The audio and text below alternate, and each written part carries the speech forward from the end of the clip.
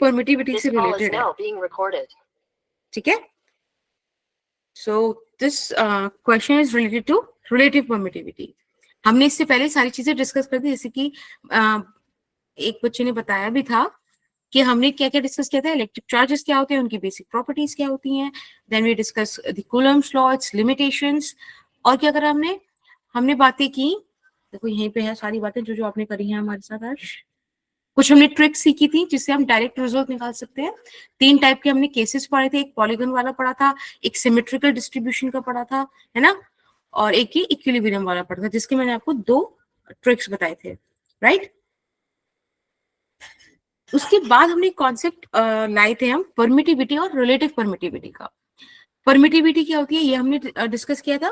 किसी को अगर डाउट हो तो देखो ये रे, एक बार ये वाला ना कंप्लीट हो जाए तो मैं आपको नोट्स प्रोवाइड करा दूंगी इसके, ठीक है। एंड या चलो ये हमने डिस्कस किया था, एक मिनट, हाँ राइट। चलो अब ना इसी परमिटिविटी की बेसिस पे, इसी परमिटिविटी की बेसिस पे बेसिकली आप इस एक कॉन्सेप्ट से मतलब रिलेट कर सकते हो दिस थिंग। ये वैक्यूम के लिए है ना बेटा, ये कोई रिलेटिव परमिटिविटी और ये किसी मीडियम के लिए। हाँ काजल बेटा अभी ना एक बार ये वाला टॉपिक आज का कंप्लीट हो जाए, then I will send you the PDF. एक क्वेश्चन आपने डिस्कस कर लिया था हमारे साथ, अब ये 6th क्वेश्चन है आपके सामने, and the question goes like this कि we have 2 identical spherical charged metallic spheres which are hung by a string and the strings make 60 degree। बड़ा प्यारा क्वेश्चन है, सॉल्व करने की कोशिश करेंगे, नहीं होगा तो I will do that for you, ठीक है। हमने क्या करा, देखो सिंपल सी बात समझते हैं। 2 स्फेरिकल चार्ज्ड हमारे पास बॉडीज हैं, हमने उनको एक वायर से, ठीक है, एक वायर से हंग किया हुआ है, उन 2 वायर्स के बीच में 60 डिग्री का एंगल बन रहा है। पहले ये सिस्टम वैक्यूम में रखा है, फिर इस सिस्टम को हमने डिप कर दिया है किसी मीडियम में, राइट। तो वो आपसे पूछ रहा है कि डाई इलेक्ट्रिक कांस्टेंट की वैल्यू क्या होगी। क्वेश्चन क्लियर होता है? Yes ma'am, yes ma'am. तो ट्राई कीजिए, I will give you 5 minutes to solve this question, ठीक है ना। तो 48 राइट, 48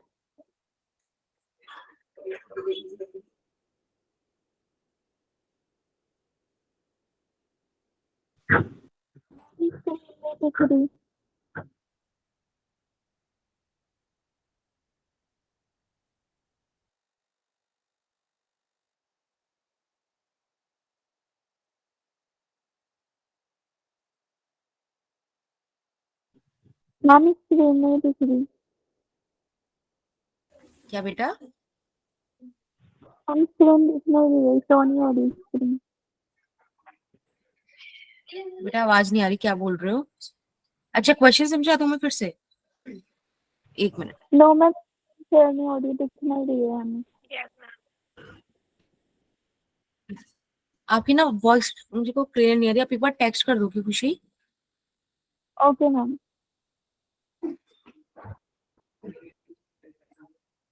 और देखो मैं एक बार आपको क्वेश्चन समझाती हूँ। इसमें क्या बोला है कि हमारे पास 2 चार्ज मेटालिक स्फेयर्स हैं, ठीक है। उन दोनों को हमने क्या करा है, एक रस्सी से, एक कोई भी स्प्रिंग समझ लो, उससे बांधकर एक पॉइंट पे मतलब टांग दिया है।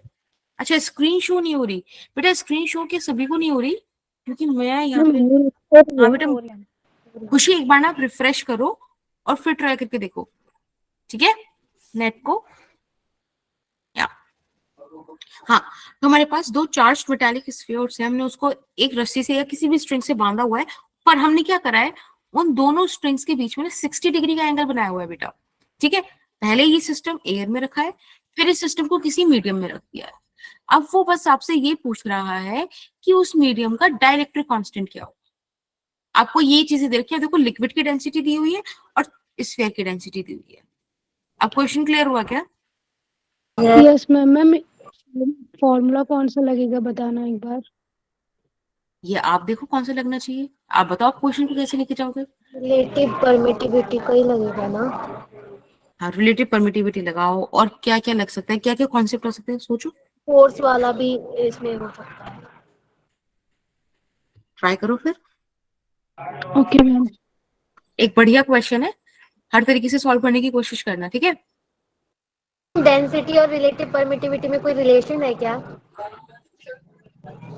ऐसे तो नहीं है सच, बट ऑब्वियसली एक इक्वेशन में लाए जा सकते हैं।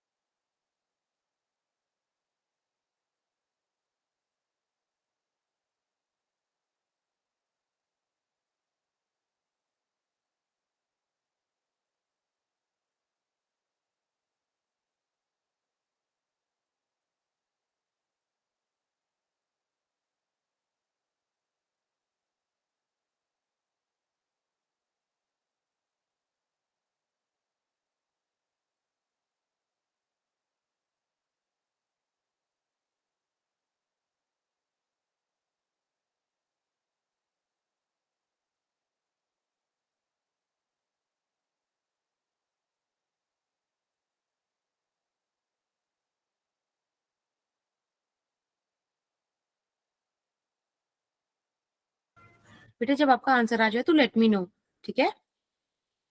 मैम सॉल्व नहीं हो पा रहा है। मैम 1.5।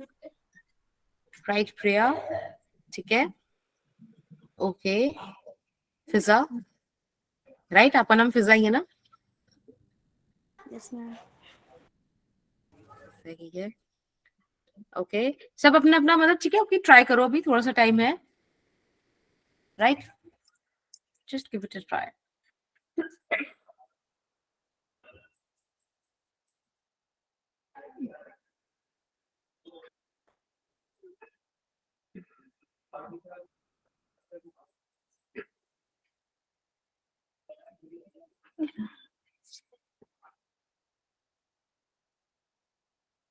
चलो ठीक है, मैं बताती हूँ, कोई इशू नहीं।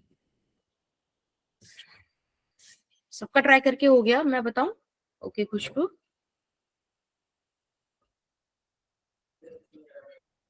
देखो सबसे पहले ना हम एक काम करते हैं, इन्होंने हमें जो कंडीशंस दी हैं उनको ट्राई करने की कोशिश करते हैं, वो बोलना क्या चाह रहे हैं। देखो उन्होंने हमसे बोला कि हमने इस तरह से, सपोज हमारे पास कोई सिस्टम है, पहले सिस्टम बना, ये कोई चीज है, एक स्फीयर ये इस तरह से, और ये एक स्फीयर कुछ इस तरह से, ठीक है, हैंग हुआ, इनके बीच हमें कोई एंगल दिया हुआ है, let's say theta for time B, ठीक है। अब एक बात मुझे बताओ बेटा, दोनों ही पॉजिटिवली चार्ज स्फीयर्स है, रिपेल करेंगी, यानी कि अगर मैं इस एक किसी एक बॉल को, किसी एक स्फीयर को आप जो है कंसिडर करो, तो यानी कि वो कुछ इस तरीके का फोर्स लग रहा होगा, रिपल्सिव फोर्स, एक इस पर जिसका वेट होगा, एक इस स्ट्रिंग में टेंशन होगी बेटा, जिसके आप कंपोनेंट्स ब्रेक करोगे तो इधर टी कॉस थीटा और इधर टी साइन थीटा आ जाएगा। बताओ ऐसा कुछ होगा कि नहीं? Yes ma'am. Yes Right? Ma'am. होगा, बिल्कुल होगा, ठीक है। अगर मैं यहाँ से इक्वेशंस लिखना चाहूँ तो क्या मैं ऐसे लिख सकती हूँ, t sin theta is equals to f naught and t cos theta is equals to mg। तो इक्वेशन आएंगी, आप इन दोनों को डिवाइड कर दो, यस मैम। तो आपके पास आ जाएगा tan theta is equals to f naught by mg। अब बेटा एक बात बताओ, अगर आप ध्यान से देखो तो हमें यहाँ पर हाँ देखो, ये डेंसिटी ऑफ स्फीयर दे रखा है, तो जो भी हमें वैल्यूज दी हुई है, डेंसिटी ऑफ लिक्विड मतलब जो भी मीडियम है वो दिया हुआ है, तो यानी कि हमें इनका यूज तो करना चाहिए, क्योंकि क्वेश्चन में ना आपको डायरेक्शन भी देता है क्वेश्चन, सही में उसने आपको डेंसिटी देख के आपसे बोला, कभी कभी आपको मिसलेट करता है, कुछ फालतू एडिशन मतलब एडिशनल इन्फॉर्मेशन देके, बट सी यहाँ पर आपको ये हेल्प करेगा करने वाला है। एक बार मुझे बताओ, मास को हम क्या लिख सकते हैं, कैसे डेंसिटी के टर्म में लिख सकते हैं? Density into volume. बिल्कुल, है ना, density is what, mass per unit volume, तो mass is volume into density. तो बिल्कुल आप यहाँ पे लिख दो। लेट्स से हम इसकी ये मान लेते हैं रो वी, बिल्कुल अयान, ठीक है, रो वी जी, ठीक है, इसको आप मार्क कर लीजिए एज योर इक्वेशन 1। अब उन्होंने हमसे क्या बोला कि जो इंटायर सिस्टम है ये हमने किसी मीडियम में रख दिया है, ठीक है, अभी ये वैक्यूम में था, अब किसी मीडियम में हमने इसको प्लेस कर दिया है, तो सारी चीज वही रहेगी, बस यहाँ पे कोई मीडियम आ जाएगा, है ना, ये तो हुआ होगा, ये कोई मीडियम होगा और उस मीडियम में आपके पास ये सारी चीजें एज इट इज होंगी।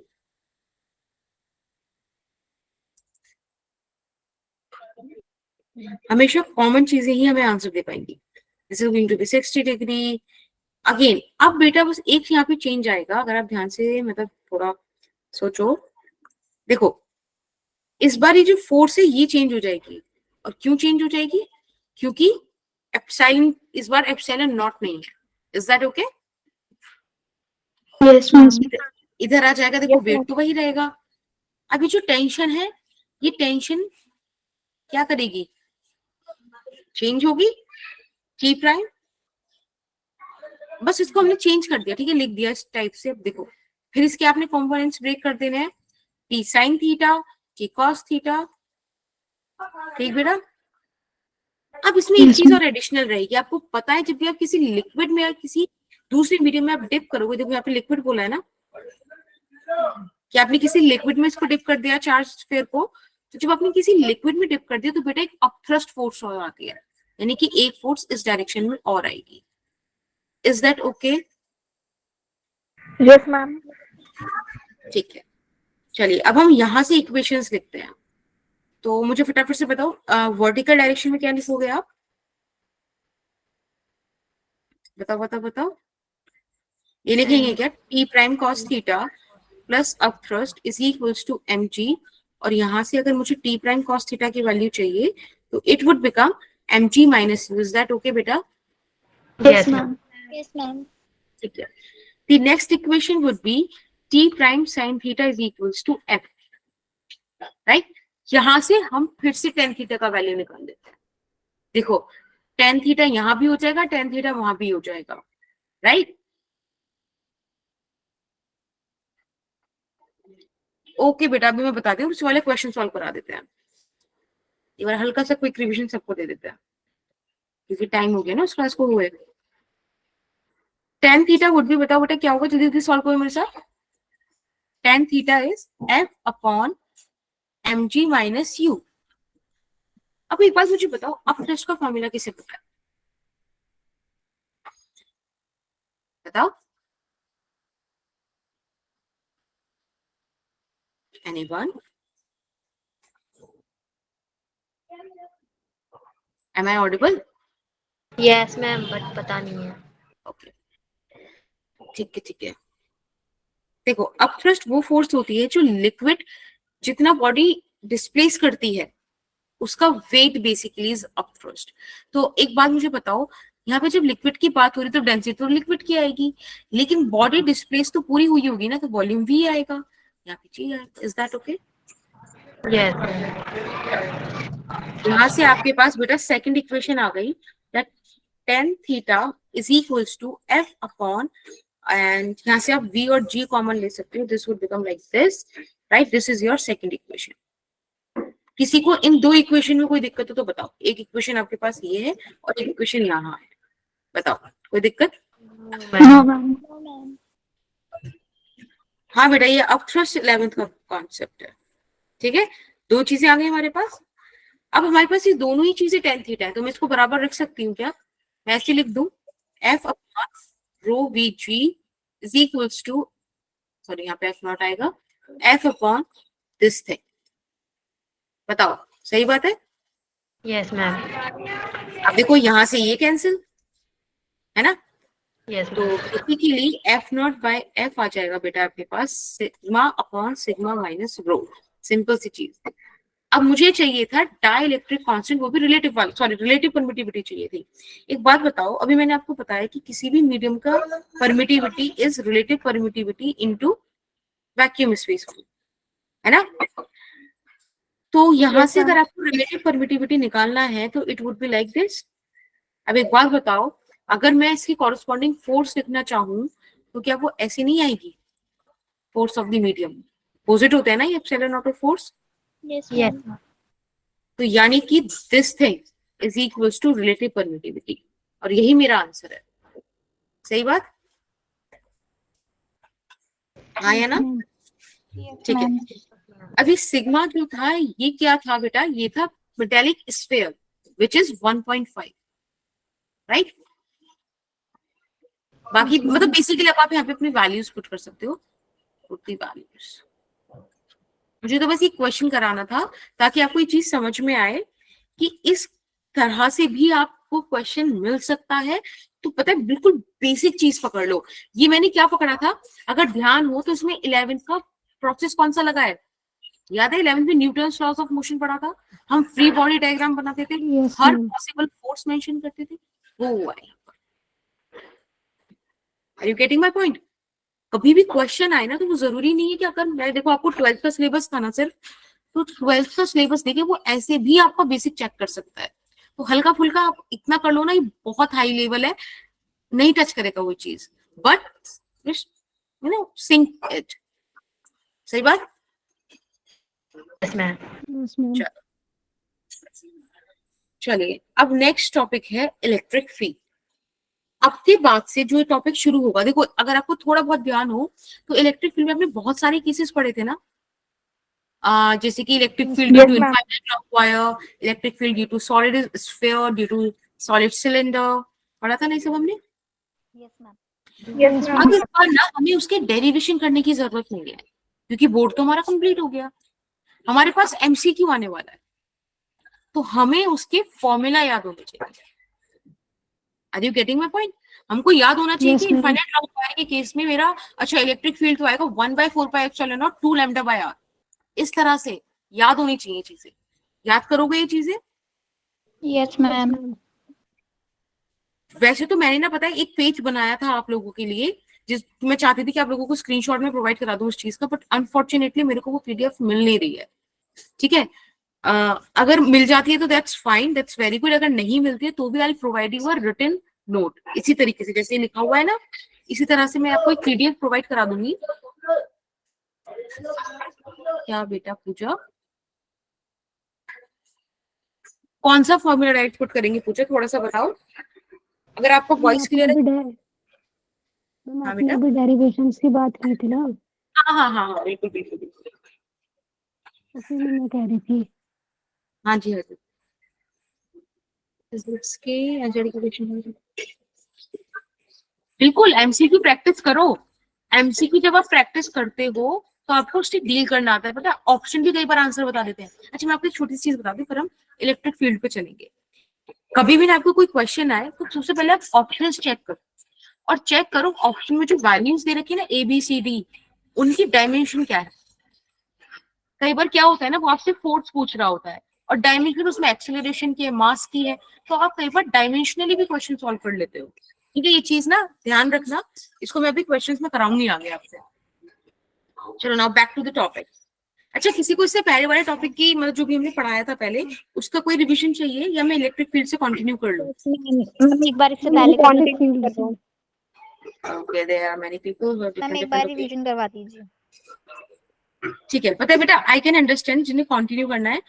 थोड़ा सा ना मुझे वहां की रिकॉर्डिंग का भी इशू लग रहा है, तो एक बार मैं हल्का सा यहाँ पे क्विक रिवीजन दे देती हूँ, ठीक है ना, और फिर इलेक्ट्रिक फील्ड में आप पक्का करा दूंगी, डोंट वरी, अभी करा दूंगी इसी Okay, ma'am. लेक्चर।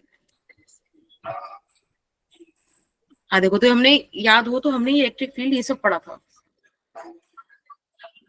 एक सेकेंड, ठीक है, वैसे तो आज लेक्चर 2 है, बट मैं हल्का सा इंट्रोडक्शन वो क्या कहते हैं रिवीजन करा देती हूँ।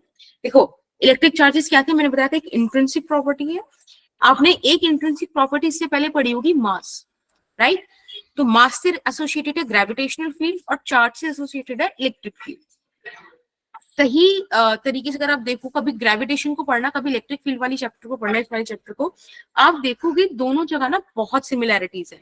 जैसे इलेक्ट्रिसिटी और मैग्नेटिज्म साथ साथ चलता है ना, जैसे ये दो भी साथ साथ चलते हैं। इसके बाद हमने पढ़ा था कि इसके चार्जेस के टाइप कितने, पॉजिटिव नेगेटिव। चार्ज बॉडी कितने टाइप की होती है, पॉजिटिवली चार्ज, नेगेटिवली चार्ज और न्यूट्रल। पॉजिटिवली चार्ज मतलब जहां डेफिशिएंसी हो इलेक्ट्रॉन्स की, नेगेटिवली चार्ज मतलब जहां एक्सेस हो इलेक्ट्रॉन्स की, और न्यूट्रल मतलब जहां दोनों बराबर हो। कभी भी न्यूट्रल का मतलब ये नहीं होता कि there is no charge, neutral का मतलब होता है नेट चार्ज इज जीरो। सही है, put a break on the word net, total charge zero होता है। अच्छा, किसी को प्रॉब्लम नहीं है ना अगर थोड़ा सा इंग्लिश ज्यादा हो जाए? अगर किसी को है तो let me know. No ma'am. Basic properties of charge की बात करें तो we have three things, conservation of charge, quantization of charge और फंडामेंटल प्रॉपर्टी। अब कंजर्वेशन ऑफ चार्ज सबको पता है कि चार्ज ना तो बन सकता है ना खत्म हो सकता है, हाँ एक बॉडी से दूसरी बॉडी में ट्रांसफर हो सकता है। The second thing is quantization of charge. ये एक नया टॉपिक था, पता है। अभी आप ना जैसे जैसे लास्ट वाले टॉपिक्स पे चलोगे ना मेरे साथ, डुअल नेचर इन सब पे, तब मैं आपको बताऊंगी क्वांटाइजेशन वाकई कितनी बड़ी बात है। क्वांटाइजेशन हमें क्या बोल रहा है कि चार्ज जो है ना वो ऐसा नहीं है कि आप आधा चार्ज दे दो, पौना चार्ज किसी को दे दो, या तो एक चार्ज दे पाओगे या दो चार्ज, मतलब एक इलेक्ट्रॉन ट्रांसफर कर पाओगे या दो इलेक्ट्रॉन, ऐसे ट्रांसफर होते हैं, राइट। तो एन इसका मतलब होता है स्मॉलेस्ट इंडिपेंडेंट चार्ज। इससे ज्यादा छोटी चार्जेस हैं। मैंने आपको बताया था कि इलेक्ट्रॉन, प्रोटॉन, न्यूट्रॉन भी छोटे छोटे पार्टिकल्स से मिलकर बनते, जिन्हें हम क्वार्क्स बोलते हैं। याद था? ठीक है, उनके फ्रैक्शनल चार्जेस होते हैं। तो the basic thing is Q is equals to any where n belongs to integer, right. अब बात करते हैं फंडामेंटल प्रॉपर्टीज ऑफ चार्ज की। बेटा हमारे पास दो है, बेसिक प्रॉपर्टी और एडिटिव नेचर। बेसिक प्रॉपर्टी हमसे बोलता है कि जो सिमिलर चार्जेस है वो रिपल्शन शो करेंगे, जो जो अपोजिट चार्जेस है वो अट्रैक्शन शो करेंगे। The second fundamental property is additive nature, यानी कि चार्जेस को आप हमेशा अलजेब्रिकली डील कर सकते हो। अगर कोई आपसे बोले कि भाई हमको ये बता दो कि इस बॉडी पे कितने चार्ज है, आपको चार्ज डिफाइन कर दे, तो सिंपल मैथ्स लगा के आप उसको सॉल्व कर सकते हैं, right. Now let's come to this question. Okay, हमने एक क्वेश्चन सॉल्व किया था। मैम एक बार ये बताना दोबारा से कि इलेक्ट्रॉन प्रोटॉन भी जो बनते हैं उनको क्या बोलते हैं? Quarks, QUARKS। एक प्रॉपर क्वार्क मॉडल भी होता है। ये ना हायर फिजिक्स की बातें हैं, जब आप मास्टर्स करोगे फिजिक्स में ऐसा कुछ। लेकिन आप तो नर्सिंग का एम लेके चल रहे हो, तो आई डोंट थिंक सो आपके पास वो आने वाला है। तो एक मैं छोटी सी चीज बस ऐसी बता देती हूँ, मैंने आपको लास्ट टाइम भी बताया था। हाँ देखो लिखा हुआ है ना क्वार्क्स, ये होते हैं QUARKS, ठीक है। ये होते हैं अप क्वार्क, डाउन क्वार्क, है ना। एक चार्म क्वार्क होता है, स्ट्रेंज क्वार्क होता है, बहुत सारे क्वार्क्स होते हैं, ठीक है। तो इलेक्ट्रॉन, प्रोटॉन, इलेक्ट्रॉन तो बेसिक है, लेकिन प्रोटॉन न्यूट्रॉन बहुत सारे पार्टिकल से मिलकर बनता है, ठीक है। बाकी हाँ, let's talk about the three methods by which we can do the charging. Charging तीन तरीके से हो सकती है, by conduction, by friction, by induction, क्योंकि अभी इसी क्लास में एक बच्चे ने बताया था। किसने बताया था? मैम मैंने बताया था। नाम बताओ, नाम बताओ। मैम उस दिन ना, जिस दिन आपने पूछा था कि ये तीनों चीज क्या होती है, मैम रिया मेरा नाम। रिया। और अभी क्लास में किसने एक्सप्लेन किया था? मैम आज की मैंने। क्लास, नाम बताओ पूरा। सुमन। सुमन, दैट्स वेरी गुड। मैं नाम इसलिए जानू ताकि मुझे ना नाम थोड़े याद हो जाए, नाम में याद हो जाता है, अच्छा लगता है मेरे को। देखो बाय कंडक्शन की बात करूं तो बड़ा बच्चे ने बहुत अच्छा बताया था सुमन ने, कि जब हम दोनों बॉडीज को डायरेक्ट कांटेक्ट में रखते हैं, राइट, तब हमारा चार्जिंग बाय कंडक्शन होता है। इसका मैंने आपको एक बहुत इंपॉर्टेंट केस बताया था कि अगर हमारे पास आइडेंटिकल बॉडीज हैं तो चार्ज इक्वली डिस्ट्रीब्यूट होता है, और जब आइडेंटिकल बॉडीज ना हो तो उसके लिए हमारे पास सेकंड चैप्टर है जहां हम डिस्कस करेंगे। Let's come to the friction thing. Friction आप सबको पता है, जब आप कभी दो बॉडीज को रब करते हो तो हीट जनरेट होती है, हीट जनरेट होती है तो ट्रांसफर ऑफ इलेक्ट्रॉन होता है, राइट। अब इंडक्शन की बात करते हैं तो इंडक्शन में क्या होता है, एक न्यूट्रल बॉडी होती है, उसके पास आप एक चार्ज बॉडी लेके जाते हो। जब आप उसके पास चार्ज बॉडी लेके जाओगे तो वो बेसिक प्रॉपर्टी के अकॉर्डिंग क्या करेगा, सिमिलर चार्ज को रिपेल कर देगा और अपोजिट चार्ज को अट्रैक्ट कर देगा। तो एक तरीके से टेम्पररी इलेक्ट्रिफिकेशन हो जाता है उस न्यूट्रल बॉडी का। अभी भी चार्ज देखो उसमें जीरो ही है, लेकिन अब वो अलग अलग हो गया, डिस्ट्रीब्यूट हो गया। अब आप चाहो तो आप अर्थिंग कर कर एक तरीके का चार्ज रख सकते हो, राइट। ये हो गया मोटा मोटा इसका description. Let's come to the Coulomb's law. Coulomb's law stated for point charges, ये सिर्फ पॉइंट चार्जेस के लिए काम करता है, राइट। 2 point charges separated by certain distance, उनका फॉर्मूला होता है F = 1/4πε0 Q1 Q2 by R²। लेकिन मैंने आपको एक चीज बताई थी कि पॉइंट साइज ना एक अच्छा कॉन्सेप्ट है। कोई बहुत मासिव ऑब्जेक्ट है, राइट, उसको आप अपने पास रखो और एक चीज को ले जाके आप लंदन में रख दो, डिस्टेंस बहुत ज्यादा हो गया, दोनों एक दूसरे के लिए पॉइंट चार्ज है, पॉइंट साइज ऑब्जेक्ट है, राइट। Is that clear? एक रिलेटिव टर्म है जो डिस्टेंस पे डिपेंड करती है। Yes ma'am.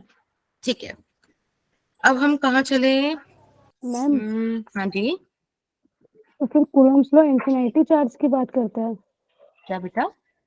मैम मैं ये कह रही हूँ, जैसे आपने बोला ना इसका डिस्टेंस बहुत लॉन्ग होता है, तो फिर कूलम्ब्स लॉ इंफिनिटी चार्ज की बात करता नहीं नहीं है। नहीं नहीं, यहाँ तो हमारे पास, मैं आपको एक पॉइंट साइज का एक आइडिया दे रही थी। यहाँ तो चार्जेस, हम इलेक्ट्रॉन प्रोटॉन की बात करें तो वो तो बहुत छोटा चार्ज है, 5 रखे होते हैं, उसमें इशू नहीं है। पर मैं ये बोल रही थी कि ऐसा मत समझना पॉइंट साइज के लिए ही है कि आप बस छोटा सा साइज समझ लो। बड़े बड़े ऑब्जेक्ट्स पे भी हम क्या लगा सकते हैं, ग्रेविटेशनल वाला कॉन्सेप्ट लगता है ना, प्लैनेट्स के बीच लगता है, यस तो वो भी पॉइंट साइज की तरह ट्रीट करते हैं एक दूसरे को। ये मैं मतलब बताना चाह रही थी। पॉइंट साइज एक कॉन्सेप्ट है, सिर्फ लिमिट, मतलब उसका बहुत ही डेफिनेट से बहुत छोटा सा उसका डिस्क्रिप्शन नहीं है, ठीक है ना। यूजुअली पॉइंट साइज के नाम पे हम बहुत छोटा सा स्ट्रक्चर समझते हैं, but it's a very big structure, it could be, right. ठीक है, we have here 2 limitations of Coulomb's law. Number 1 is point sized and number 2 is कि अगर दो चार्जेस हैं QA और QB, राइट। अब तो वो दोनों चार्जेस अगर रेस्ट में है तो भी कूलम्ब्स लॉ काम करेगा, दोनों में से कोई एक भी अगर मोशन में तो भी कूलम्ब्स लॉ काम करेगा। बट अगर आपने दोनों ही मोशन में ला दिए तब काम नहीं होगा, ठीक है। Yes ma'am. Now let's come to the principle of superposition. बड़ा प्यारा सा प्रिंसिपल है ये बोलता है कि अगर आपके पास बहुत सारे चार्जेस भी हैं तो भी दो चार्ज के बीच का जो इंटरेक्शन है वो किसी तीसरे चौथे पांचवे किसी चार्ज से कोई फर्क नहीं पड़ेगा, उससे उन दो के बीच का बात जो चल रहा है, राइट। तो Q1 Q3 के बीच जो इंटरेक्शन है Q2 उस पर कोई फर्क नहीं डाल सकता। Q2 Q3 के बीच में जो है Q1 का कोई मतलब नहीं उस चीज से, Q1 Q2 के बीच में जो है Q3 का कोई सीन नहीं। लेकिन हाँ, जितने नंबर ऑफ चार्जेस ज्यादा होंगे उतना इंडिविजुअल चार्ज पे फर्क पड़ेगा। यानी कि Q3 पे अभी फोर्स सिर्फ Q1 लगा रहा था, आपने Q2 और लगा रख दिया तो Q2 भी लगाएगा, राइट। ये एक सिंपल सी बात थी। देखो यहाँ पे लिखा हुआ भी है, in a system of n charges the total electric force on any one charge is the vector sum of forces due to all remaining charges। किसी को इस सेंटेंस में कोई डाउट हो तो लेट मी नो अभी। No ma'am. नो ठीक है, मैम। चलो बढ़िया। बस बेटा ये तो आप सबको पता ही है, पॉलीगन टाइप न्यूमेरिकल्स हमने करे थे, है ना। मैंने आपको क्या बताया था, कभी भी आपको इलेक्ट्रिक फोर्स निकालनी हो, फील्ड निकालना हो, आप साइन की चिंता नहीं करोगे, आप कॉन्सेप्ट लगाओगे। सिर्फ वेक्टर जो पिक्चर बनाते हैं ना, जिससे हमने देखो यहाँ बनाई है ये वाली, एक मिनट को कलर चेंज कर देते हैं, आपको दिखे यहाँ पे, एक सेकेंड। देखो ये वाली जो आपने वेक्टर हमने पिक्चर बनाई थी ना, सिर्फ इसे बनाने के लिए आप साइन का ध्यान रखो, बाकी पूरे टाइम आपको साइन का ध्यान रखना ही नहीं है, राइट। सिंपल से हमारे क्वेश्चंस थे। देखो मैंने यहाँ पे लिख रखा है सिमेट्रिक, हाँ ये तो दूसरी चीज है, ये देखो don't put charges with sign while calculating force in fields, ठीक है। लेकिन जब भी आप पोटेंशियल को सॉल्व करोगे तब आप साइन रखोगे। Is that okay? Yes ma'am. दूसरी मैंने कंडीशन आपको बताई थी, कई बार क्या करते हैं ना वो, जैसे कि आपको कोई स्क्वायर दे दिया, कुछ भी दे दिया, उसके चारों कॉर्नर्स पे कहेंगे कि सेम चार्ज है, उसके सेंटर पे कितना फोर्स होगा, तब ना हमें सॉल्व भी नहीं करना, हमें देखते ही चीज पकड़ना है कि अगर इलेक्ट्रिकल चार्ज डिस्ट्रीब्यूशन है और सेंटर पे फोर्स की बात कर रहे हैं तो भाई जीरो ही होगा, राइट। तो ये तो बड़ा मतलब सिंपल है, देखते ही आंसर करने वाला। चलो बहुत सही। द सेकंड टाइप इज कि अगर हमारे पास दो चार्जेस है और हम तब तीसरा चार्ज बीच में लाके रखें और आपसे पूछे कि भाई वो जगह बता दो जहां दोनों चार्जेस उस चार्ज पे जिसको आप लाकर रख रहे हो बराबर फोर्स लगाएंगे, तो वो ये वाला हमारा टाइप हो जाएगा, जिसके मैंने आपसे कहा था कोई कुछ याद करने की जरूरत नहीं, ये शॉर्टकट याद करो। बस कंडीशन क्या है, अगर दोनों सेम नेचर के हैं तो आप ये वाला फॉर्मूला लगाओगे, यानी कि प्लस लगाओगे बीच में, और अगर अपोजिट नेचर के हैं तभी आप माइनस लगाओगे। ठीक है, Q1 स्मॉलर चार्ज है और बेटा x डिस्टेंस है जो आप लाकर रख रहे हो चार्ज उसका और स्मॉलर चार्ज के बीच का डिस्टेंस। Is that okay? किसी को कोई डाउट हो इस मामले में तो मुझे बताओ। नहीं है मैम ये अंडर रूट की वैल्यू चार्जेस की, क्या बेटा? मैम ये जो वैल्यू है चार्जेस की अंडर रूट के अंदर आएंगी? हाँ हाँ, अंडर रूट Q1। हाँ देखो उसके बेस पे बेस एक क्वेश्चन देखो हमें, देखो जैसे यहाँ पे +Q और +4Q चार्जेस है, ठीक है, मैंने ये वाला चार्ज लाके रखा, अब मुझे वो पोजीशन चाहिए जहां मैं इस चार्ज को रखूं और ये दोनों चार्ज बराबर फोर्स लगाए। ठीक है, देखो इसमें से छोटा चार्ज कौन सा है? √Q है ना, ये मेरे पास Q चार्ज है और +4Q है, छोटा वाला चार्ज तो यही हुआ। तो Q1 का वैल्यू आप ऐसे रख सकते हो, देखो √Q डिवाइडेड बाय 4Q। हाँ 4 है ना, तो 4 तो बाहर आ गया, 2√Q प्लस एक और √Q। अब देखो ये हो जाएगा आपके पास 1/3 और बराबर में L, यानी कि आप L/3 डिस्टेंस पे लाके रख दो। देखो यही आंसर आया, देखो समझ में आया? Yes ma'am. चलो बढ़िया। Then permittivity and relative permittivity, इस पे हमने बात कर ली थी। अगर किसी को परमिटिविटी में दिक्कत है तो परमिटिविटी क्या होती है बेटा? जो खुद क्या करती है, अपनी फील्ड को कहती है कि भाई तुम इंटरेक्शन खत्म करो चार्जेस की। चार्ज क्या कर रहे हैं? इंटरेक्शन क्या होती है चार्जेस की, यानी कि फोर्स। भाई दो चार्जेस एक दूसरे पे फोर्स लगा रहे हैं, लेकिन उन्हें एक ऐसी मीडियम में रख दो जिस मीडियम की टेंडेंसी है कि मैं फोर्स नहीं लगने दूंगा, मैं इंटरेक्ट नहीं करने दूंगा, तो मतलब उसकी परमिटिविटी बहुत ज्यादा है। समझ रहे हो? मीडियम ने खुद को परमिशन दे रखी है कि भाई मत करने दो तुम interaction, right? That is permittivity. सबसे कम ये चीज होती है वैक्यूम में, और फिर उसके बाद तो हर जगह ज्यादा है। देखो ये चीज हमने यहाँ पे लिखी थी, राइट राइट राइट। एक छोटे से आपको मैंने दो डेटा दिए थे, एक वैल्यू दी थी आपको बताने के लिए कि सबसे कम कहाँ है। बस ये चीजें थी। आज एक क्वेश्चन था ये, उससे अच्छा क्वेश्चन हमने आज कर लिया। अभी क्लियर सबको? सब एक पेज पे आ गए? Yes ma'am. ठीक है, अब हम फटाफट से इलेक्ट्रिक फील्ड स्टार्ट करते हैं और इसकी बेसिक प्रॉपर्टी बता रही हूँ, क्योंकि प्रॉपर्टी से क्वेश्चन फंस सकता है, वो थ्योरी में आपको फंसा सकते हैं। क्योंकि यूजुअली ऐसा समझ लेते हैं ना कि बायो वाले बच्चों का फिजिक्स थोड़ा सा इधर होता है, आपका तो नहीं है? हाँ आपका फिजिक्स कैसा है? बढ़िया है। तो बस तो चलो, इलेक्ट्रिक फील्ड क्या होता है? ये हर चार्ज का वो एरिया होता है जिसमें वो किसी दूसरे चार्ज पे फोर्स लगा रहा है।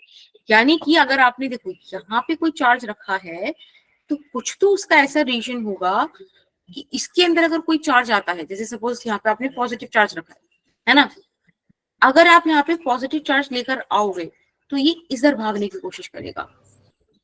अगर आप यहाँ पे नेगेटिव चार्ज लेकर आओगे अंदर इस रीजन के अंदर, तो ये आगे आने की कोशिश करेगा। समझ रहे हो? अपना area, that is electric field. एक बहुत ही लेमन उसका मतलब यही है। बाकी पढ़ते हैं इसको साथ में, ठीक है? कहीं भी डाउट है तो मुझे बताना, एक्सप्लेन करेंगे। Every charge creates an E field, a space around itself. अच्छा एक बात मुझे पता चलो इस पॉइंट पर ही, किसी की यहाँ पे ये चार्ज रखा हुआ है तो इस पॉइंट पे कितना इलेक्ट्रिक फील्ड होगा? ठीक इस पॉइंट पे। एनीवन? बहुत स्ट्रॉन्ग होगी। बहुत स्ट्रांग होगा। ओके, और कोई? मैम 0 होगा। राइट पूछा। ओके कुसुम, कुसुम राइट? नाम मैंने सही प्रोनाउंस? हाँ यस मैम। बिल्कुल 0 होगा। ये बात आप ध्यान रखना, electric field at its own point, जहां चार्ज प्लेस्ड है उसके खुद के पॉइंट पे वहां 0 होता है। चलो बहुत बढ़िया, इसको यहाँ पे मार्क कर देते ताकि हम ध्यान रखें हमने क्या बात करी थी यहाँ पे। अच्छा, अब आपको कभी भी किसी भी चीज के लिए बोला जाए ना कि भाई हमको इलेक्ट्रिक फील्ड का डायरेक्शन बताओ, तो एक थोड़ी सी बात याद रखना हमेशा, चाहो तो इन बातों को लिख लो कि कभी भी आपको अगर इलेक्ट्रिक फील्ड का डायरेक्शन चेक करना है बेटा, वहां पे आप प्लस चार्ज रख दो। टेस्ट चार्ज बोलते हैं ना, एक टेस्ट चार्ज एक टर्म होती है जिसकी क्वांटिटी बहुत छोटी होती है, आप पॉजिटिव रख दो। तो देखो मुझसे बोला जाए कि मैंने यहाँ पे पॉजिटिव चार्ज रखा है, मुझे इसके अराउंड फील्ड बताओ, तो मैंने यहाँ पे क्या रखा, पॉजिटिव चार्ज रखा। पॉजिटिव पॉजिटिव रिपेल करेंगे, लो ये हो गई डायरेक्शन, यहाँ चार्ज रखा, समझ में आया। ऐसी अगर वो बोल दे कि नेगेटिव चार्ज रखा है हमने, ठीक है नेगेटिव रख लो, यहाँ मैंने पॉजिटिव चार्ज रखा है तो अट्रैक्ट कर रहा है, इस तरीके की होगी, ऐसे होगा, समझ रहे हो। Yes ma'am. Yes ma'am. चलो ये एक अच्छी बात है, आपको आता है तो। बाकी इलेक्ट्रिक फील्ड का ये फॉर्मूला होता है फोर्स पर यूनिट चार्ज, ठीक है बेटा। अब हम बात करेंगे इलेक्ट्रिक फील्ड की कुछ बेसिक बेसिक प्रॉपर्टीज की। सबसे पहली बात, इलेक्ट्रिक फील्ड ना कभी भी स्पेस में खत्म नहीं होता, टर्मिनेट नहीं होता, इन्फिनिटी तक जाता है। हाँ ये हो सकता है कि उसकी इंटेंसिटी कम होती चली जाए, समझ रहे हो कि अभी तो यस मैम। मतलब जैसे कि यहाँ पर चार्ज रखा है तो उसके पास ज्यादा होगा, आगे जाके वो खत्म हो सकता है, लेकिन उसका इफेक्ट खत्म हो सकता है। पर मैं ऐसा नहीं बोल सकती कि इस चार्ज की वजह से वहां जीरो है, बिल्कुल वहां पे चार्ज होगा। तो यही लिखा है कि electric field extends to infinity, on increasing distance its effect reduced, right. Yes ma'am. चलिए देखो पता क्या हुआ था ना, स्टार्टिंग में लोगों को, देखो इलेक्ट्रिक फील्ड लाइन ऐसे थोड़ी कि किसी चार्ज के चारों तरफ आपको दिखती है लाइंस, ये तो एक इमेजिनरी कॉन्सेप्ट है। तो पहले जो उसकी इमेजिनेशन की गई वो ये की गई कि आप जो भी एरो बना रहे हो ना, उसका जो मतलब मैग्नीट्यूड है वो उस पॉइंट पे इलेक्ट्रिक फील्ड की स्ट्रेंथ बताएगा, और ऑब्वियसली पॉइंटेड सेट क्या बताएगी, डायरेक्शन। तो अब ध्यान से देखो कि जितने चार्ज के पास एरो है वो कितना बड़ा है, फिर उससे छोटा एरो, से छोटा एरो, छोटा सबसे छोटा एरो, समझ रहे हो।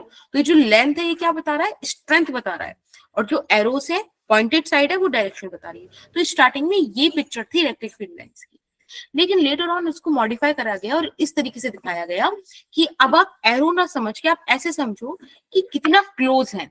अगर इलेक्ट्रिक फील्ड लाइंस बहुत क्लोज है, जैसे कि यहाँ पे बहुत क्लोज है, तो मतलब बहुत स्ट्रांग है, यहाँ पे देखो दूर दूर हो गई, समझ रहे हो। वीक तो मैम। इस तरह से आप मैग्नीट्यूड बता सकते हो, स्ट्रेंथ बता सकते हो इलेक्ट्रिक फील्ड का, और ऑब्वियसली एरो तो अभी भी डायरेक्शन बता ही रहा है। किसी को कोई डाउट यहाँ तक बेटा? No ma'am. That's very good. Let's come to the next point. देखो यहाँ पे एक बात बोली है कि इलेक्ट्रिक फील्ड लाइंस जो है ना वो हमेशा पॉजिटिव चार्ज से ओरिजिनेट होंगी, स्टार्ट करेंगी और खत्म कहाँ होंगी, नेगेटिव चार्ज पे। कभी भी वो लूप नहीं बनाएंगी, कभी भी ऐसा तो नहीं होने वाला है बेटा कि यहाँ से आपने देखो पॉजिटिव चार्ज से एक इलेक्ट्रिक फील्ड लाइन निकली, नेगेटिव पे खत्म हो गई। कभी ऐसा नहीं होगा कि ये ऐसे वापस आ जाए, क्योंकि लूप का मतलब तो यही होता है ना कि जहां से शुरू वहीं पे आ जाओ। Yes ma'am. तो ऐसा नहीं होता, पॉजिटिव से स्टार्ट होती है, नेगेटिव पे खत्म होती है। ये क्लोज लूप नहीं बनाते हैं, और ये बात तो मैंने आपको बता ही दी कि ये स्पेस में भी टर्मिनेट नहीं करते हैं, ठीक है। जितनी ज्यादा फील्ड लाइंस आप बनाओगे किसी चार्ज से, उतना ज्यादा उसका मैग्नीट्यूड होगा। ये भी बात क्लियर है। हो सकता है कि मैं किसी चार्ज से 4 लाइन बनाऊं, हो सकता है कि रिया किसी चार्ज से 8 लाइन बनाए, हो सकता है कि you know let's say Ayan किसी लाइन चार्ज से भाई साहब 16 लाइन बनाए, कोई दिक्कत नहीं है, पर उनके पीछे का कॉन्सेप्ट सेम होगा। चार्ज के पास बहुत डेंस लाइंस होंगी और चार्ज से दूर क्या होंगी लाइंस, दूर दूर वीक होंगी, बिल्कुल। तो कॉन्सेप्ट ये सेम होगा। अब चलो एक क्वेश्चन है आपके सामने, ये रहा, ये प्लस क्यू है, ये प्लस 2 क्यू है। ये आप देख रहे हो, देखो प्लस क्यू से अगर मैंने 4 लाइन निकाली है तो अब 2 क्यू से मैं 8 लाइन निकालूंगी, 4 क्यू से 16 निकालूंगी, समझ रहे हो। Yes ma'am. ठीक है, अब इसी प्रॉपर्टी के बेसिस पे यू हैव दिस क्वेश्चन। आपको सिर्फ एक ये फिगर दी है बेटा। अच्छा क्लास थोड़ी सी आगे हो जाए, लाइक 10-15 मिनट तो रुक जाओगे? Yes ma'am. ठीक है, मैं इलेक्ट्रिक फील्ड कंप्लीट कराना चाह रही हूँ, बाकी बाद में कर लेंगे। ये देखो ये वाली फिगर दिख रही है आपको। अब मुझे बताओ Q1/Q2 क्या होगा। 12:20 हो रही है, ठीक है, 12:22 तक बता दो, 2 मिनट।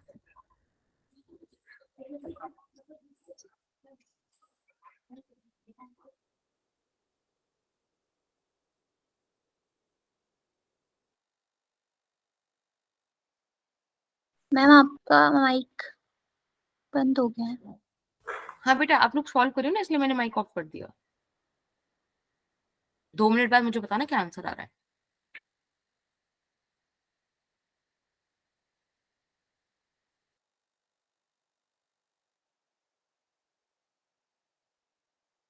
मैम पॉजिटिवली चार्ज और नेगेटिवली चार्ज बताना है। नहीं बेटा, देखो Q1/Q2 का रेशियो बताना है।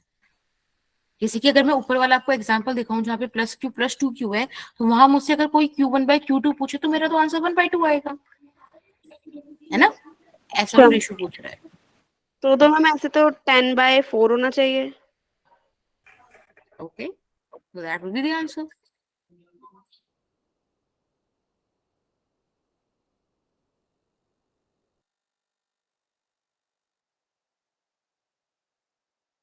मैम आपने प्रॉपर्टी में बताया कि जो चार्जेस होते हैं वो लूप नहीं कभी फॉर्म नहीं करते, इसमें तो फॉर्म कर रखा है, तो ये Q2 तो हो ही नहीं सकता।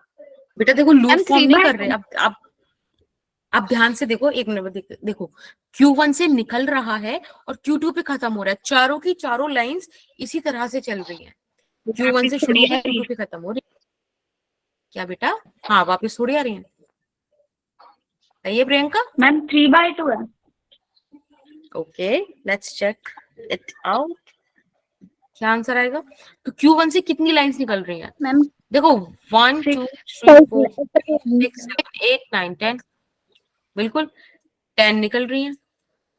और Q2 में कितनी जा रही हैं? सिर्फ 4। 4 मैम 5/2। 5 सही है? यस मैम, मैंने भी यही बोला था। दैट्स वेरी गुड बेटा।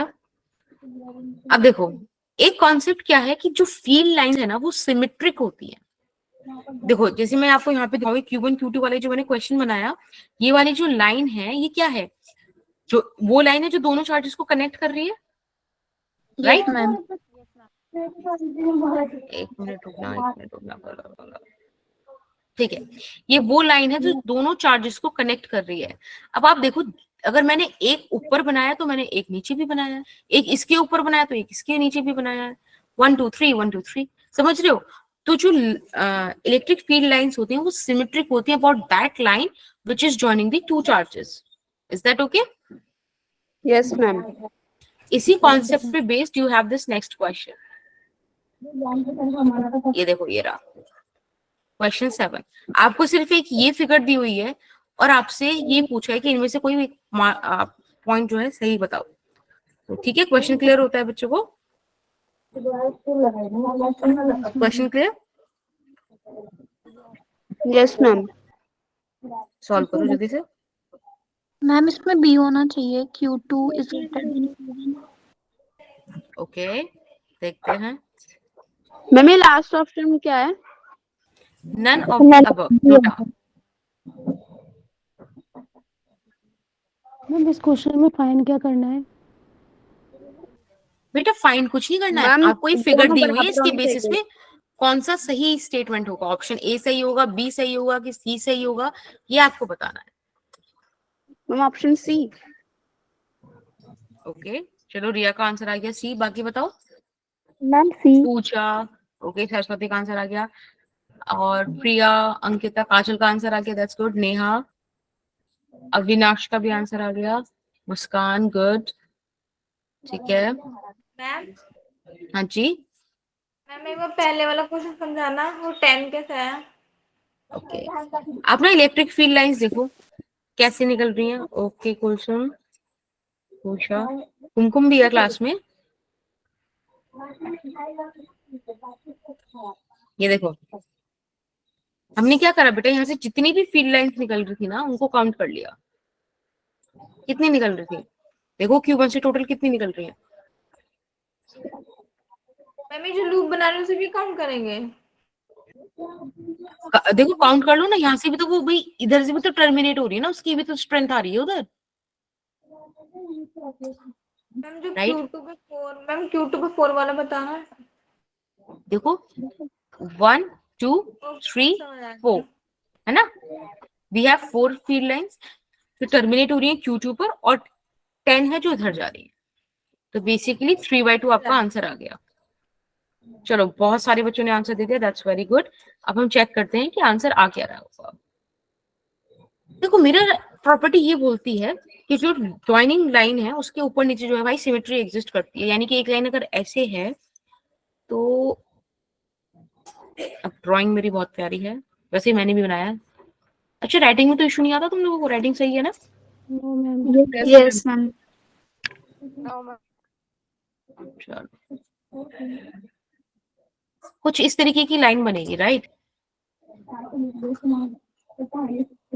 और अब ध्यान से देखो बेटा, ये देखो यहाँ पे ये एंगल बड़ा है ना in comparison to this angle. Yes ma'am. अगर कोई लाइन, कोई चार्ज ज्यादा लाइंस को, इलेक्ट्रिक फील्ड लाइंस को बेंड करा पा रहा है, मतलब उसकी स्ट्रेंथ ज्यादा होगी ना, यस मैम। Yes ma'am. यानी कि ये होगा ना, यस मैम। राइट? किसी को कोई डाउट इसमें नहीं है तो आगे चले। देख सकते कि मतलब जितनी वो अपनी इलेक्ट्रिक फील्ड लाइन दे रहा है Q1 उतनी Q2 ले रहा है, तो ऐसे नहीं हम पता लगा सकते कि दोनों बराबर हैं। नहीं नहीं नहीं नहीं, देखो यहाँ पे सिर्फ हमें एक ही लाइन दिखा रखी है ना, देखो it mean number of lines. पर आप ये देखो कि Q1 तो उसको पास में ही नहीं ला पा रहा ना, लेकिन Q2 एक नेगेटिव चार्ज होगा ऑब्वियसली, Q2 कुछ है ना, क्योंकि यहाँ टर्मिनेट हो रही है। अब देखो इसने कितना ज्यादा उनको बेंड करा दिया, Q1 तो उतना बेंड नहीं करा पाया, Q1 तो उतने छोटे से एंगल पे नहीं निकाल पाया। Yes ma'am. एंगल मैटर्स, तो बिल्कुल ये कॉन्सेप्ट है भी। ये जो जैसे हमने यहाँ लिखा है ना ये वाली चीज से, ये कॉन्सेप्ट है, वैसे ही आप उस चीज को भी याद रख सकते हो कि अगर एंगल छोटा बन रहा है तो मतलब स्ट्रेंथ ज्यादा है, right? Okay ma'am. Yes ma'am. Okay ma'am. हाँ, ये बड़ी इंपॉर्टेंट सी बात है कि जो फील्ड लाइंस है वो हमेशा सरफेस ऑफ चार्ज के परपेंडिकुलर होती है, हमेशा। ठीक, जो टेंजेंट आप ड्रॉ करोगे किसी भी फील्ड लाइन की, वो हमेशा आपको क्या देगी? Direction of electric field at that point. जैसे कि सपोज ये कोई इलेक्ट्रिक, जैसे कि ये कोई फील्ड लाइन है आपकी, ठीक है, लेकिन मुझे यहाँ पर्टिकुलर इस पोजीशन पे डायरेक्शन चाहिए, तो what I am suppose to do, यहाँ पे मैं एक टेंजेंट ड्रॉ कर दूं। बहुत गंदी करिए ड्रॉ, पर आप समझ जाओ, ये इलेक्ट्रिक फील्ड की डायरेक्शन होगी, यहाँ पे करना है तो ये डायरेक्शन होगी, समझ रहे हो? ये इलेक्ट्रिक फील्ड की डायरेक्शन उस पॉइंट पे हो गई। Is that okay? Ma'am show नहीं हो रहा, पता नहीं आपके जो मार्कर यस मैम। अब शो हुआ? Yes ma'am. यस मैम हो गया। मैम अब एक और बार बता दीजिए इसी को। कभी ना ऐसे स्क्रीन फ्रीज हो जाए तो मुझे बता दिया करना कि मैम स्क्रीन फ्रीज हो गई है। देखो ये कोई फील्ड लाइन है, लेकिन मुझे क्या है कि मुझे तो भाई इस पॉइंट पे चाहिए, मुझे इस पॉइंट पे डायरेक्शन चाहिए, तो मैं क्या करूंगी, यहाँ पे जाके ना एक टेंजेंट ड्रॉ कर दूंगी। इस थोड़ा सा देखो, आपको पता है ना टेंजेंट बिल्कुल पॉइंट से पास होकर जाती है, फिर थोड़ा सा ड्राइंग का इशू हो रहा है। तो ये इलेक्ट्रिक फील्ड लाइन हो गई, अगर यहाँ चाहिए तो ये इलेक्ट्रिक फील्ड लाइन हो गई, समझ रहे हो? सॉरी, इलेक्ट्रिक फील्ड की डायरेक्शन हो गई उन पर्टिकुलर पॉइंट्स पे। Is that okay? Yes ma'am. एक इंपॉर्टेंट पॉइंट ये था कि जो भी फील्ड लाइंस हैं वो हमेशा सरफेस ऑफ चार्ज के परपेंडिकुलर होंगी। आप यहाँ से टेंशन ड्रॉ करो, it is suppose to be perpendicular. ये देखो पूरा 90 डिग्री का एंगल बन रहा है, समझ रहे हो? Yes ma'am. ठीक है, ये चीज इंपॉर्टेंट है। मैम एक बार पहले वाली स्लाइड लगाना, बस 1 मिनट के लिए। ये वाली ना? यस मैम, बस हटा लो।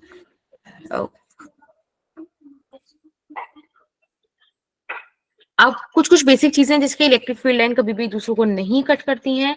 Electric field lines positive charge से रिपेल होती है, क्यों? क्योंकि यहाँ पॉजिटिव चार्ज मान लो, पॉजिटिव रिपेल करेगा और नेगेटिव की तरफ हमेशा अट्रैक्ट होती हैं, राइट? ये भी आप ध्यान रखेंगे। Yes ma'am. एक मिनट। देन दिस थिंग, अच्छा ये बड़ी प्यारी चीज बोली, ये क्या मतलब है कि इलेक्ट्रोस्टैटिक कंडीशन में electric field inside a conductor is supposed to be zero. क्या होता है ये चीज? इलेक्ट्रोस्टैटिक कंडीशन क्या होती है, कोई बताएगा? एनीवन?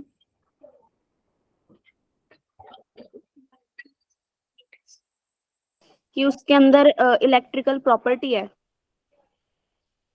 देखो चार्ज रेस्ट पर है। बिल्कुल, आपको कोई वर्ड कभी ट्रबल करा करे ना, तो अब क्या क्या करो, उस वर्ड को ब्रेक कर लो। इलेक्ट्रो मतलब इलेक्ट्रिक, यस मैम। मैम फिर तो ये इजी हो गया एकदम। है ना, और स्टैटिक मतलब at rest. This is the basic thing, electric charge at rest. अब देखो यहीं पे सारी चीज भी है। अब एक बात मुझे बताओ, अगर कोई एक बॉडी है ये सब, ठीक है, और मैं कह दूं कि यहाँ पे इलेक्ट्रिक फील्ड है, मान लेते हैं, अगर यहाँ इलेक्ट्रिक फील्ड हो तो बताओ, अगर इलेक्ट्रिक फील्ड है तो जो वो बॉडी है उसके अंदर पार्टिकल्स भी होंगे, इलेक्ट्रॉन्स भी होंगे, तो वो चार्ज की इस इलेक्ट्रिक फील्ड की वजह से फोर्स फील नहीं करेंगे। यहाँ पे जो इलेक्ट्रॉन्स होंगे वो Yes, ma'am. अपोजिट डायरेक्शन में फोर्स फील करेंगे ना, करेंगे। अब फोर्स है तो वो Yes, मूव ma'am. करेंगे। अगर वो मूव कर गए तो चार्ज रेस्ट में रहा कहाँ, ये तो इलेक्ट्रोडायनेमिक्स बन गया ना। Ma'am Yes, net ma'am. Charge आता है 0। नहीं, मैं नेट चार्ज की बात नहीं कर रही, मैं ये कह रही हूँ कि अगर इलेक्ट्रॉन्स हैं, आपने मान लिया एक बार के लिए कि electric field inside a conductor बन सकता है, आपने मान लो, यस मैम। तब उस इलेक्ट्रिक फील्ड की वजह से उन चार्जेस पे फोर्स लगेगी ना बेटा, तो फोर्स लगेगी तो वो मूव करेंगे ना, मूव करेंगे तो करंट बन जाएगा। अगर चार्ज मूव कर गए तो सिचुएशन तो इलेक्ट्रोडायनेमिक्स वाली आ गई ना, इलेक्ट्रोस्टैटिक वाली तो रही नहीं। इसलिए बड़ी कॉमन सी बात है ये, और पॉइंट बना के लिख दिया जाता है क्योंकि आप लोग भूल जाते हो कॉमन सी बातों को। ठीक है, याद रखोगे इस चीज को। Ma'am electric field inside a conductor 0 कैसे होगी, अभी जो आपने केस बताया उसके रिगार्डिंग। हाँ समझो, जैसे सपोज ये मेरे पास एक मेटेलिक क्यूब है, ठीक है ना, क्यूब जैसा लग नहीं रहा है, तो समझ जाओ ये क्यूब है। मैंने आपको सिर्फ, ठीक है, ये एक मेटालिक क्यूब है। अब एक बात मुझे बताओ, चार्ज अगर यहाँ पे फील्ड बन जाए, यहाँ फील्ड बन जाए, तो उस मेटालिक क्यूब के अंदर भी तो पार्टिकल्स होंगे, वहां भी तो इलेक्ट्रॉन्स होंगे ना। Yes ma'am. अभी इलेक्ट्रॉन्स इसके अपोजिट फोर्स फील करेंगे नहीं करेंगे? Yes ma'am. अगर ये अपोजिट मूव कर गए तो बेटा इलेक्ट्रोस्टैटिक कंडीशन ही नहीं रहेगी। ये आपसे पहले कह रहा है कि अंडर इलेक्ट्रोस्टैटिक कंडीशन, इसीलिए जीरो जीरो होता है। समझ में आ रहा है? Yes ma'am. Yes ma'am. Right, ठीक है, let's come to this point. Electric field lines are always perpendicular to the surface of a conductor. Charge के भी परपेंडिकुलर और सरफेस के भी। Is that fine? Yes ma'am. चलिए, यस मैम।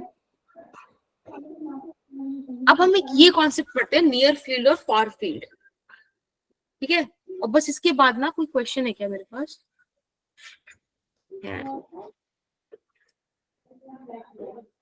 चलो near and far fields करके ना फिर देखते हैं। देखो नियर फील्ड है हमारे पास +2q -q। अब आपको समझ में नहीं आ रहा होगा नियर क्या फार क्या, तो कोई समझने की दिक्कत इसमें है भी नहीं। नियर मतलब जब ऑब्जर्वर चार्जेस के पास हो, फार मतलब बहुत दूर से देख रहा हो। तो जो दूर से देखना है, जो दूर से ऑब्जर्वेशन है, that is called far field, और जो बिल्कुल पास से ऑब्जर्व हो रहा है that is called near field. Is that fine? Yes ma'am. ठीक है, अब देखो अगर मैं यहां से एक इलेक्ट्रिक फील्ड निकाल रही हूँ इस तरह से, मैम स्क्रीन फ्रीज हो गई। आ गई? No ma'am.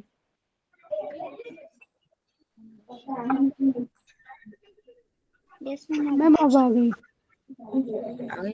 ठीक है, देखो मैंने यहाँ से +2q से अगर मैंने 4 क्या निकाली, 4 लाइंस निकाली, ठीक है 4। तो एक बात मुझे बताओ, अब मुझे यहाँ पे एक्स्ट्रा भी तो निकालनी पड़ेंगी ना, क्योंकि इसकी तो स्ट्रेंथ ज्यादा होगी, यस मैम। है ना। अब एक बात, एक थोड़ा सा सोच के देखो, चलो यहाँ से चीज सही लगी है, पर जो बाहर वाला इंसान है उसको ये पॉइंट चार्जेस का अलग अलग दिख पाएंगे? उसको दिख पाएंगे कि ये पॉइंट चार्जेस अलग अलग है? एक बात मुझे ये बताओ।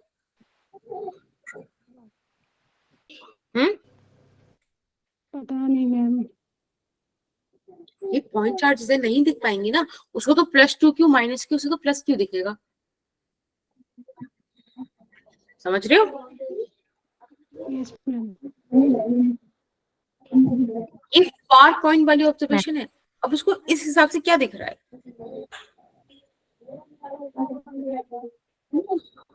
कुछ भी दिख रहा है, कोई सेंस बन रही है इस चीज की, उसको तो ये चीज समझ में नहीं आएगी। वो क्या सोचेगा कि भाई ये तो कुछ ऐसा दिखना चाहिए था, इस तरह से, है ना। फिर से स्क्रीन फ्रीज। अरे यार net,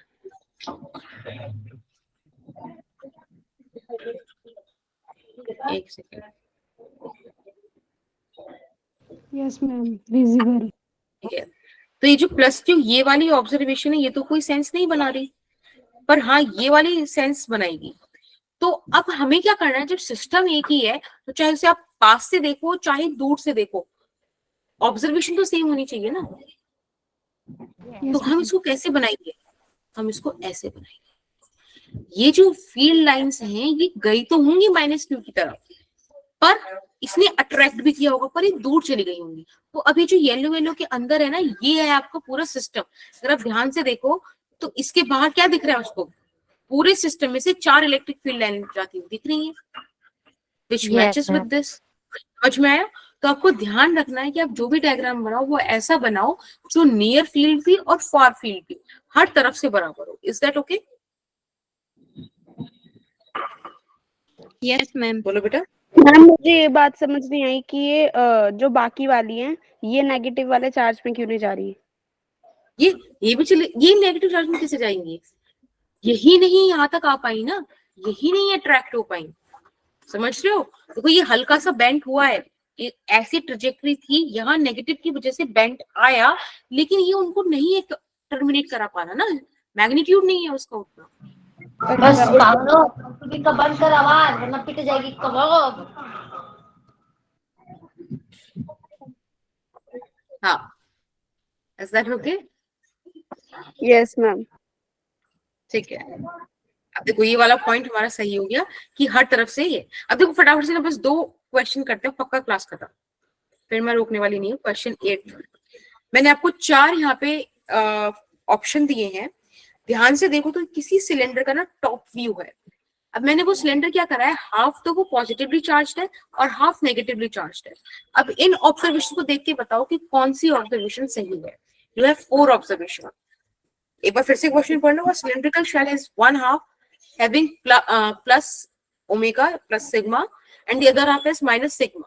Then find the correct diagram of E field line. Question clear है सबको? हाँ जी, यस क्वेश्चन मैम। क्लियर? फटाफट से बताइए।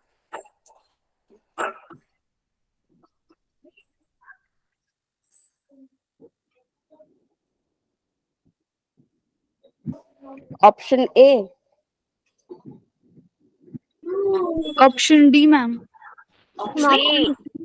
मैम भी सबका A B आ रहा है। Okay ma'am B. Okay Kritika, okay जी, मैम। सरस्वती, प्रियंका क्या आ रहा है बेटा? ओके चलो ठीक है, फटाफट से मैं बताती हूँ। हम कलर ले लेते हैं वो जो यहाँ पे ना हो, थोड़ा सा बड़ा ले लेते हैं। एक बात मुझे बताओ, ये जो ए पॉइंट है इसमें चलो पॉजिटिव से ओरिजिनेट हुई, नेगेटिव पे टर्मिनेट हुई, पॉजिटिव से सही है, बट ये वाली जो चीज है अगर मैं दूर से देखूं तो क्या दिखेगा कि भाई पॉजिटिव नेगेटिव चार्जेस हैं और फिर ये फील्ड लाइंस क्यों निकल रही है? जब अगर नेट चार्ज कितना होगा इस सिलेंडर पे, 0 होगा ना, नेट चार्ज तो 0 होगा तो फील्ड लाइंस तो निकलनी नहीं चाहिए, यानी कि ऑप्शन ए तो गलत है। ऑप्शन बी पे आता है, ये तो हद ही गलत है। यहाँ तो पॉजिटिव वाली लाइन टर्मिनेट, वो नेगेटिव पे जा ही नहीं रही। भाई टर्मिनेशन तो होना चाहिए ना, सॉरी मैं टर्मिनेशन कह रही हूँ, पॉजिटिव वाली ओरिजिनेट होके इधर तो जानी चाहिए नेगेटिव पे। सी। अब सी तो बहुत ही ज्यादा गलत है, क्योंकि देखो पॉजिटिव वाला तो चलो फिर भी सही है, पर नेगेटिव वाले से कैसे निकल गई? नेगेटिव वाली में तो टर्मिनेट होती है, निकलती थोड़ी है। तो ऑप्शन सी भी। अब बचा ऑप्शन डी, तो आप सही मार दो, एक अलग चीज है, लेकिन इसका एक पर्टिकुलर मतलब रीजन भी है। पॉजिटिव से निकल के नेगेटिव पे टर्मिनेट हो रही है, बिल्कुल सही है। और आप अगर इसके चारों तरफ एक सिस्टम वाला लाइन बनाओ तो आप देखो कोई इलेक्ट्रिक फील्ड लाइन बाहर भी नहीं जा रही। That's why option D is correct. Is that okay? Ma'am इसमें यस जो मैम, ऑप्शन ए बता दो। अंदर ही मर्ज हो रही हैं। हाँ ऐसे तो होनी मैम, चाहिए। ऐसे मैम नेगेटिव के साथ होगा, बेटा मतलब ये पॉजिटिव नेगेटिव है दोनों के साथ ऐसे ही हो रहा है ना मैम, ऊपर से ऐसे निकल के नीचे के साइड ये अंदर जा रही है। तो ऐसी तो होना चाहिए। देखो पॉजिटिव से ओरिजिनेट होना चाहिए, पॉजिटिव से निकल रही है और नेगेटिव में अंदर जा रही है और इसके अंदर भी कुछ नहीं है, बस इतनी खत्म। यही तो होता है। एक बार ऑप्शन ए बता देना, दोबारा से समझा दो हाँ, कि गलत ऑप्शन ए क्या है? अगर आप इस पे सिस्टम बनाओ इसका, तो आपको क्या दिखेगा कि पॉजिटिव से 3 बाहर जा रही हैं और नेगेटिव से 3 अंदर आ रही हैं। पर इलेक्ट्रिक फील्ड लाइन तो बाहर जानी ही नहीं है ना, क्योंकि दोनों चार्जेस बराबर है। भाई इलेक्ट्रिक फील्ड लाइन क्यों जा रही थी बाहर पहले वाले केस में? क्योंकि वहां चार्जेस बराबर नहीं थे। एक बात बताओ, इसमें नेट चार्ज कितना है? क्यों ना 0 ना, इलेक्ट्रिक फील्ड लाइन ही नहीं होनी चाहिए। तो ऑप्शन डी इज करेक्ट। तो बस मतलब ये लास्ट चार्ज क्वेश्चन। बराबर है दोनों तरफ, इसलिए सारी इलेक्ट्रिक फील्ड लाइन जानी चाहिए उसके अंदर, है ना? हाँ हाँ बिल्कुल। अभी लास्ट क्वेश्चन है, क्वेश्चन नंबर 9। यहाँ हमें 3 इक्वल चार्जेस दिए हैं जो किसी ट्राइंगल के कॉर्नर्स पे रखे हैं, ठीक है। वो हमसे बोल रहा है कि हमको तुम सही बता दोगे इनमें से कौन सा सही है। क्वेश्चन क्लियर हुआ क्या? लेकिन हमें चलो पता बता दो फटाफट। हाँ जी बोलो रिया। Ma'am D. मैंने कुछ नहीं। ओके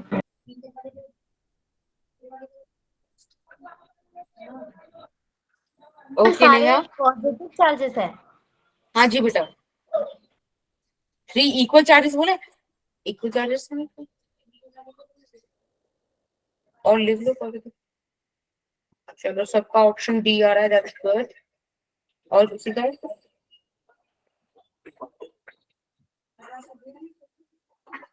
सबका Ankita, Kritika, Avinash, good good good. आप सब सामूहिक रूप से गलत हैं। डी नहीं होगा इसका answer. Yes, C is the right answer. मजा आ रहा था मुझे, मैं कहा बढ़िया, सब एक साथ करो। एक बात बताओ, देखो अब पहले एक एक करके देखते हैं क्यों नहीं होगा। ये पॉजिटिव है, अगर तीनों ही बराबर है, मैं मान लूं, चलो आप नेगेटिव भी मान लो, तो भाई निकल कहां से रहा है? ये इस तरीके का कैसे फॉर्म हो रहा है? ये तो गलत है ना।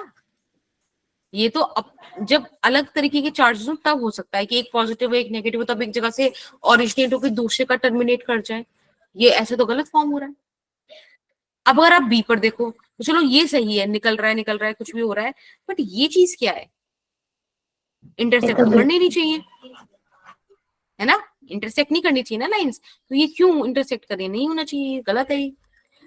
अब आप ऑप्शन सी देखो, ये बिल्कुल सही लग रहा है ना, तो लाइंस इंटरसेक्ट कर रही और दूर दूर जा रही है, ऑप्शन सी। एक बार ऑप्शन डी और देख लो, किसने कहा आपको कि किसी चार्ज के चारों तरफ इस तरह से क्लोज लूप्स बनते हैं? ये तो कभी पढ़ा है नहीं। सही है, ऑप्शन सी इज करेक्ट। और कुछ है हमारे पास? चलो सॉरी, एक ही 10th क्वेश्चन और है बस, पक्का ही लास्ट है। I swear. हमें एक मेटालिक स्फीयर दिया है, उससे 4 इलेक्ट्रिक फील्ड लाइंस के आपको मतलब यहाँ पे स्केच करा हुआ है, बता दो कौन सी सही है। मैम 4 एनसीईआरटी का क्वेश्चन है ये।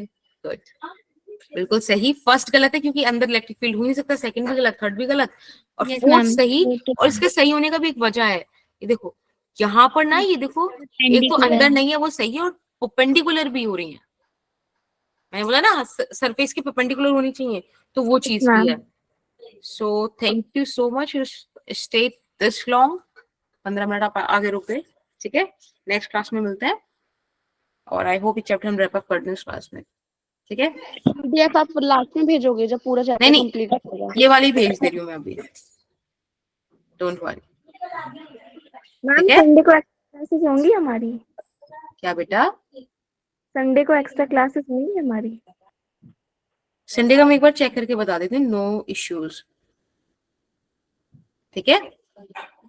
Okay ma'am. ओके, और कोई प्रॉब्लम क्लास में, कोई इशू, कुछ दिक्कत हो तो मैम बताओ। अभी चैप्टर की कितनी क्लासेस लोगे? टू बी वेरी ऑनेस्ट, मैं चाहती हूँ नेक्स्ट क्लास में मैं इसको खत्म ही कर दूं चैप्टर को, ठीक है ना। आज की क्लास में थोड़ा हमारा रिवीजन भी हो गया था, that's why, but I will try कि नेक्स्ट क्लास में इसको आप खत्म कर थोड़े दें। बहुत 11 के टॉपिक्स वगैरह करवाओगे? सिलेबस में नहीं है आपके, ऐसे ऐसे क्वेश्चन के थ्रू तो मैं देखो आपको थोड़ा थोड़ा रिवीजन करा सकती हूँ, जैसे इस क्वेश्चन में मैंने करा दिया था। उतना टाइम नहीं है ना अपने पास। सिलेबस जैसे सुना है कि फिक्स नहीं होता ना, 11th का भी थोड़ा बहुत आ जाता है। Okay, we will discuss this. मैं टीम के मैम साथ एक बार संडे डिस्कस को करके लेट यू नो। क्या बेटा?